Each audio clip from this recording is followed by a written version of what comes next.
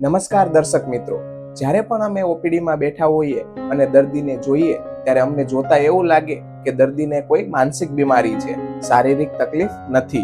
જો અમે આવી વાત દર્દીની સાથે આવેલા રિલેટિવ અથવા તો સંબંધીને કહીએ તો તેમનું દર્દી પ્રત્યેનું વર્તન તરત જ બદલાઈ જતું હોય છે.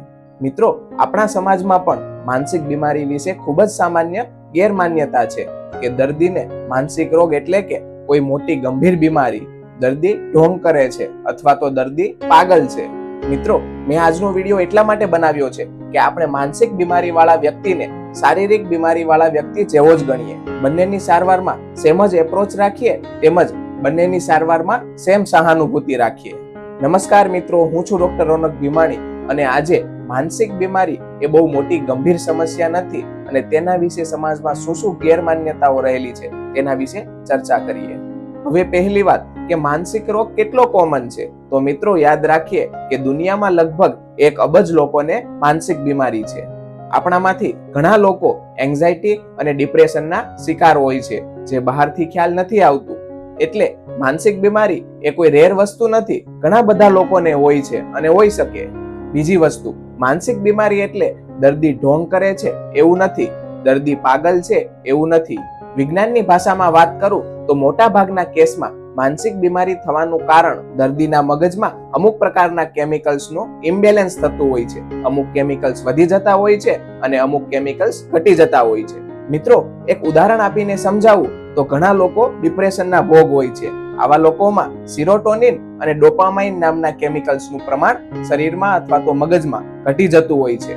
એટલા માટે આવા લોકોને નેગેટિવ વિચારો આવે, આત્મહત્યા કરવાના વિચારો આવે. પરંતુ જો આવા લોકોને યોગ્ય સારવાર આપવામાં આવે તો આ બધા જ વિચારો બંધ થઈ જતા હોય છે. તો મિત્રો, એનો મતલબ એ થયો કે દર્દી સ્વેચ્છાએ જાતે કરીને ઢોંગ કરે છે એવું નથી. માનસિક રોગ એ એક બીમારી છે. એટલે આપણા માટે મહત્વનું એ છે કે જ્યારે પણ તમને કોઈ એમ કહે કે મને ડાયાબિટીસ છે, ત્યારે આપણને તેના પ્રત્યે ક્યારેય નેગેટિવ ફિલિંગ નથી આવતી. એવી જ રીતે કોઈ વ્યક્તિ આપણને એમ કહે કે મને ડિપ્રેશન છે, મને સ્કિઝોફ્રેનિયા છે, જે પણ માનસિક બીમારી હોઈ શકે, તો આપણને તેના પ્રત્યે એટલી જ સરળતાથી અને સહજતાથી સ્વીકાર થવો જોઈએ. એના પ્રત્યે એટલી જ સહાનુભૂતિ હોવી જોઈએ. જો તમારા કુટુંબમાં કોઈ પણ વ્યક્તિને કોઈ માનસિક પ્રોબ્લેમ હોય, કોઈ નેગેટિવ વિચારો આવતા હોય, ઘણા બધા કારણો હોય, ઇવન આત્મહત્યાના પણ વિચારો આવતા હોય, તેને પણ એક સામાન્ય બીમારીની જેમ ગણી સહાનુભૂતિ આપીએ અને જરૂર લાગે તો ડોક્ટરની સલાહ લેવી ખાસ જરૂરી છે. મિત્રો, આજે શારીરિક રોગોનો ઈલાજ હોમિયોપેથિક દવાથી થાય છે. એવી જ રીતે માનસિક રોગોમાં પણ હોમિયોપેથિક દવા ખૂબ જ અસરકારક નીવડે છે.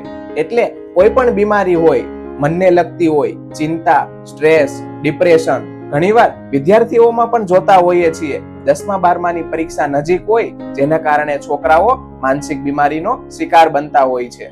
આવા સમયે પણ તેમને ખૂબ જ સામાન્ય ગણી ડોક્ટર પાસે જવું જોઈએ.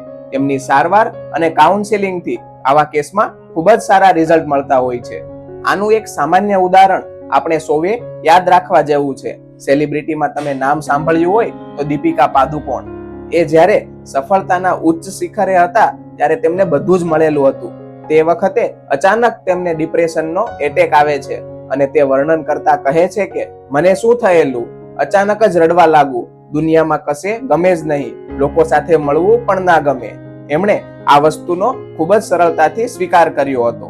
ડોક્ટર પાસે ગયા, સારવાર શરૂ કરી અને અત્યારે સાવ નોર્મલ બની ગયા અને અત્યારે ફરીથી એક સફળ સેલિબ્રિટી તરીકે કામ કરી રહ્યા છે. અને એના કરતા પણ વધારે તેમણે એક ઉદાહરણ પૂરું પાડ્યું છે કે માનસિક બીમારી કોઈ ખરાબ નથી. જો તમને એવું લાગતું હોય તો ડોક્ટર પાસે જવામાં જરા પણ સંકોચ ના રાખવો જોઈએ. એ કોઈ ખરાબ વસ્તુ નથી. અને ત્રીજી મહત્વની વાત કે માનસિક બીમારીનો અર્થ એ નથી કે તમને ડિપ્રેશન જ હોય.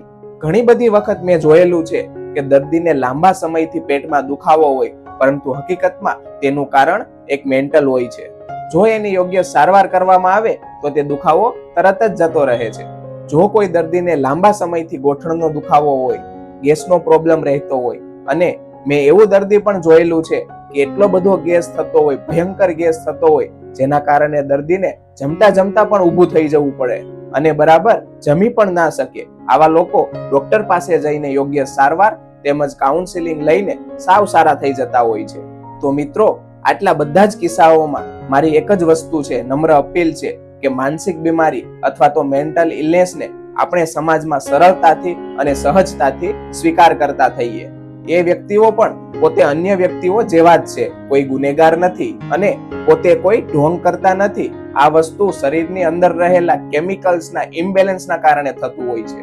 તો મિત્રો, તેને સહાનુભૂતિ આપીએ.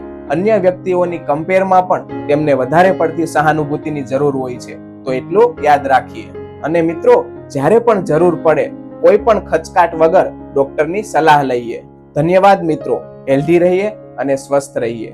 જો મિત્રો અમારો આ વિડીયો તમને પસંદ આવ્યો હોય તો વધુમાં વધુ લોકોને શેર કરો, તેમજ અમારા આ વિડીયોને લાઈક અને અમારી ચેનલને સબસ્ક્રાઇબ કરો.